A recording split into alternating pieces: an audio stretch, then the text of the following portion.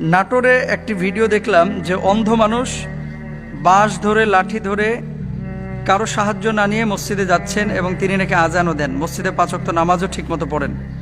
দেখে মনে হচ্ছে বয়স একেবারে কম না, শতবর্ষী হতে পারে। অন্ধ একজন মানুষ রাস্তা পারাপার হতে পারছে না, চিনছে না, জানছে না, আপনি তাকে সহযোগিতা করলেন। সাহাবীদের আখলাক। তো নাটোরের যে মুরব্বী এই যে অন্ধ হওয়ার পরেও মুয়াজ্জিন বা মসজিদের মধ্যে যাচ্ছে, মূলত সাহাবী রিদওয়ানুল্লাহি আনহুম আজমাইন এখানে নেই, কিন্তু তাদের চারিত্রিক মাধুর্যতা এই বর্তমান জামানায় অনেকের মধ্যে কিন্তু আমরা দেখতে পাই। সুতরাং সুস্থ সবল মানুষ আমরা যারা এই দুনিয়ার জিন্দেগিতে জীবিত আছি, নিজেদেরকে অপরাধী মনে হয় না ভাই অনেক সময়, যে আমি সুস্থ হওয়ার পরও কেন আমি মসজিদে যাচ্ছি না, কেন আমি জামাতে যাচ্ছি না? আপনি ঘরে নামাজ পড়লে আপনি যে পরিমাণ সওয়াব পাবেন এর চাইতে 27 গুণ সওয়াব আল্লাহ সুবহানাহু ওয়া তাআলা জামাতে নামাজ পড়ার কারণে আপনার আমলনামায় দিবেন। আশহাদু আল্লা মুহাম্মাদার রাসূলুল্লাহ হাইয়া আলাস সালাম হাইয়া আলাস সালাম হাইয়া আলাল ফালাহ হাইয়া আলাল ফালাহ হাইয়া আলাল ফালাহ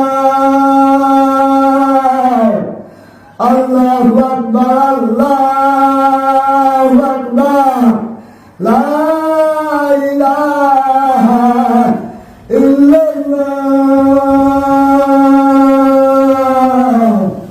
বৃদ্ধ 115 বছর বয়সী একজন বৃদ্ধ, যে অন্ধ একজন বৃদ্ধ, তিনি কিন্তু রশি ধরে ধরে মসজিদে যায় এবং 5 ওয়াক্ত নামাজ আদায় করে এবং তিনি কিন্তু নিজেই আজান দেয় এবং তিনি নিজেই ইমামতিও করে এবং সেই মসজিদের মালিকও কিন্তু তিনি নিজেই, কারণ তিনি নিজেই মসজিদটি নিজ অর্থায়নে এবং নিজের জায়গাতেই সেই মসজিদটি করে দিয়েছিল সেই মহান ব্যক্তিটি। তার সাথে আজকে আমরা সরাসরি কথা বলার সুযোগ হয়েছে, আমরা সরাসরি তার সাথে একটু কথা বলি। আসসালামু আলাইকুম। ওয়ালাইকুম আসসালাম। চাচা কেমন আছেন আপনি? আলহামদুলিল্লাহ, আল্লাহ ভালো রাখছে। আপনার কেমন আছেন? জি আলহামদুলিল্লাহ ভালো আছি। আপনার নাম কি? মোহাম্মদ আব্দুর রহমান মোল্লা। আব্দুর রহমান মোল্লা। আপনার বয়স কত হয়েছে? বয়স 115। 115 বছর। জি। আচ্ছা, আপনি 115 বছরে আপনার এই যে চোখের যে দৃষ্টিশক্তি হারিয়ে ফেলেছেন, এটা কতদিন যাবত হারিয়েছেন বা কিভাবে হারালেন? 18-19 বছর হলো। এই যে 115 বছর বয়স আপনার, আপনি যে প্রতিদিন 5 ওয়াক্ত নামাজ আদায় করতে এই রশি ধরে ধরে যান। জি। আচ্ছা, এইভাবে আপনার প্রতি 5 ওয়াক্ত আপনার যেতে কি কোনো কষ্ট হয়? না, কষ্ট হয় না। কষ্ট হয় বটে, কিন্তু কষ্ট মনে হয় না। আমি শান্তি পাই না, আমি শান্তি পাই। আরো শান্তি পান আপনি? জি আলহামদুলিল্লাহ। আচ্ছা, ফজরে যখন যান তখন তো আপনার সাথে কেউ থাকে না, ওই রাস্তা পার হতে আপনার মনে হয় একটু সমস্যা? রাস্তা পার হতে ধরে দাঁড়া থাকি, যখন গাড়ি যায় সাউন্ড শুনতে পাই তখন দাঁড়ায় থাকি। তার গাড়ি যাওয়ার পর একসাথে 2-3 দিন 4 দিন চলে যায়। তারপরে জিজ্ঞাসা করি প্রতিগুলোকে, এবার গাড়ি আসে, বলে যে না এখন গাড়ি নাই, তখন পার হই। আচ্ছা, এই মসজিদটি আপনি তো নিজেই নির্মাণ করেছেন? জি, আমি আপনার নিজস্ব অর্থায়নে? জি।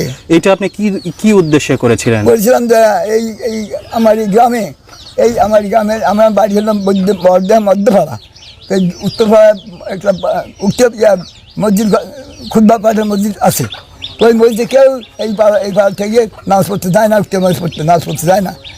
জায়গাও আপনার, মসজিদের নির্মাণ ব্যয়ও আপনার, মসজিদের মুয়াজ্জিমও আপনি, মসজিদের ইমামও আপনি। ইমাম আমি সবসময় করি না, ওই যখন আমার ছেলে থাকে আমি আলমের কাছে পরামর্শ নিয়েছি। বড় আলম বলেছে যে আপনার যদি কালে ছেলেরা কি প্রত্যেক লোক যদি জানাশোনা থাকে তার দিন আমার ইমামতি করাবেন, আর যদি না থাকে তাহলে আপনি নিজের নামাজ পড়বেন, আর অসুবিধা হবে না। আচ্ছা, আপনি তো হজ করেছেন? জি। কত সালে? 11 সালে, 2011 সালে। আর আপনার এই যে 115 বছরের জীবদ্দশায় এখন শেষ জীবনে প্রায় চলে এসেছেন, আপনার শেষ জীবনে আপনার ইচ্ছাটা কি, যে কি করে আপনার আত্মতৃপ্তি হবে? আমার আর ইচ্ছা কোনো বড় হওয়ার, বড় লোক হওয়ার, কোনো ধান টাকা পয়সা চাই না। আমি চাই ইমান লিদাতে আমি মৃত্যুবরণ করতে পারি, আমার ছেলের জন্য হেদায়েত হয়, নামাজিও হয়, আমি আর মৃত্যুবরণ নবী রাসূলের জন্য দোয়া করতে পারে, আমাদের জন্য দোয়া করতে পারে, এই আমি চাই।